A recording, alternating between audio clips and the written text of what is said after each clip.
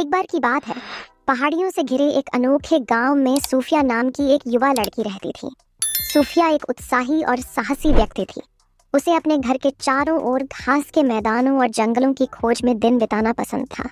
हालांकि उसका सबसे अनमोल पल वे था जो उसने अपने सबसे अच्छे दोस्त एक रोएंदार सफेद खरगोश के साथ बिताया था, जिसका नाम उसने लियो रखा था। लियो कोई साधारण खरगोश नहीं था।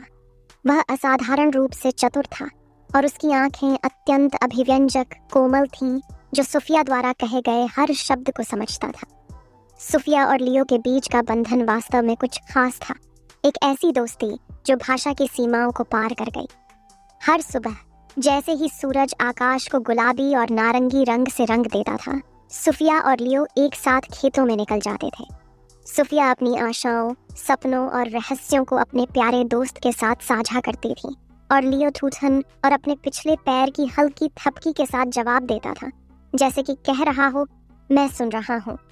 सूफिया अक्सर लियो को अपने कारनामों, अपनी आकांक्षाओं और गांव से भरे जीवन जीने की लालसा की कहानियां सुनाती थी। वह दूर देशों की खोज करने, नए लोगों से मिलने और दुनिया के आश्चर्यों का अनुभव करने का सपना देखती थी। लियो उसके पास बैठता था। उसकी गर्मजोशी भरी उपस्थिति उसे अनिश्चितता की स्थिति में भी शांत बना देती थी। एक दिन जब वे एक ऊंचे पीपल के पेड़ की छाया में बैठे थे, सूफिया ने लियो को अपना सबसे गहरा रहस्य बताया।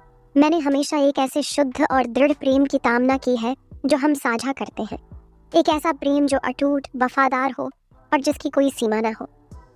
उसे क्या पता था कि सुफियान नाम का एक युवा यात्री अभी अभी गांव आया है।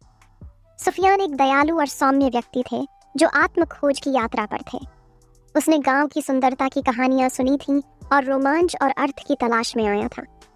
जैसे ही वह घास के मैदानों में घूम रहा था, उसने लियो को देखा और तुरंत खरगोश की अनोखी, भावपूर्ण आंखों की ओर आकर्षित हो गया। सुफियान सूफिया और लियो के पास पहुंचा और जैसे ही उनकी आंखें मिली, उनके बीच एक संबंध पैदा हो गया, ठीक उसी तरह जैसे सूफिया और लियो के बीच संबंध था। उन्होंने कहानियां, हंसी मजाक और भविष्य के लिए अपने सपने साझा करते हुए एक साथ दिन बिताया। सूफिया और सुफियान की दोस्ती कुछ और विकसित हुई, एक ऐसा प्यार जो उतना ही शुद्ध और अच्छा महसूस हुआ जितना वह हमेशा से चाहती थी। लियो एक समझदार खरगोश होने के नाते यह समझता था कि सूफिया के जीवन में उसकी भूमिका विकसित हो रही थी। जैसे ही सूफिया और सुफियान को प्यार हुआ, उनका रोमांच गांव से आगे बढ़ गया और उन्होंने एक साथ दुनिया की खोज की। लेकिन लियो उनके जीवन का एक प्यारा हिस्सा बना रहा, उस प्यार का प्रतीक जो उन्हें एक साथ लाया था। एक खूबसूरत वसंत का दिन, उसी पीपल के पेड़ के नीचे जहां वे मिले थे, सूफिया, सुफियान और लियो इकट्ठे हुए। कृतज्ञता के एक शांत क्षण में सूफियाने ने लियो से फुसफुसा कर कहा, तुमने मुझे प्यार का सही अर्थ सिखाया है मेरे प्यारे दोस्त। प्यार सबसे अप्रत्याशित स्थानों में पाया जा सकता है, यहाँ तक कि एक खरगोश की आंखों में भी। अपने पिछले पैर की धीमी थपथपाहट और हल्की थपकी के साथ लियो सहमति में सिर हिलाता, उसकी आंखों में वह प्यार झलक रहा था जो उसने देखा और पोषित किया था।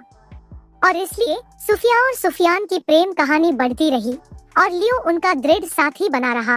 एक अनुस्मारक की प्यार सबसे अप्रत्याशित और असाधारण स्थानों में पाया जा सकता है। जैसे जैसे साल बीतते गए, गांव ने सूफिया और उनके बुद्धिमान सफेद खरगोश की कहानी साझा की। प्यार, दोस्ती और उस जादू की कहानी जो तब मौजूद होती है जब दिल प्रजातियों और परिस्थितियों से जुड़ते हैं।